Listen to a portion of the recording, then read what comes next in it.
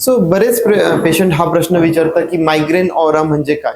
So migraine जो डोकेदुखी असतो तो ऍक्च्युली डोकं दुखायच्या अगोदरच तो इव्हेंट चालू झालेला असतो आणि बऱ्याच वेळा 5 ते 60 मिनिटं अगोदर पेशंटला काही सिमटम्स फील होतात, त्यांना आम्ही ऑरा म्हणतो.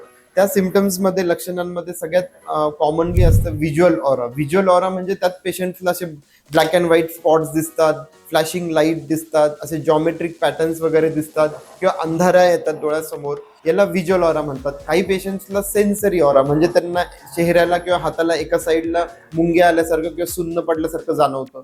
आणि एक असतं की लँग्वेज ऑरा, ज्याच्यामध्ये पेशंटला बोलताना शब्द सापडायला डिफिकल्टी होते किंवा कन्फ्युजन होतं बोलत असताना.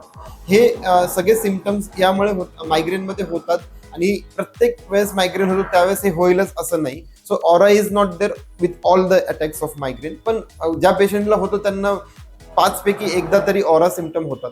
ऑराचे जे सिमटम असतात ते घाबरून देतात पेशंटला, पण जर त्यांना आपण समजून सांगितलं की हे लक्षण आहे त्याच्यात, तर त्यांचं भीती आहे ती कमी होऊ शकते. त्याची त्यांना माहिती असणं गरजेचं आहे. ऑरा जर कुणाला एक्सपिरियन्स होत असेल तर त्यांनी एखाद्या सेफ एरियामध्ये जाऊन बसायला हवं, ब्राईट लाईट्स अवॉइड करायला हवे आणि मायग्रेनची गोळी त्वरित डोके दुखायच्या अगोदरही मायग्रेनची गोळी घेऊन टाकायला हवी. जर वेगळ्या प्रकारचे सिमटम्स येत असतील तर आपल्या डॉक्टरला भेटायला हवं.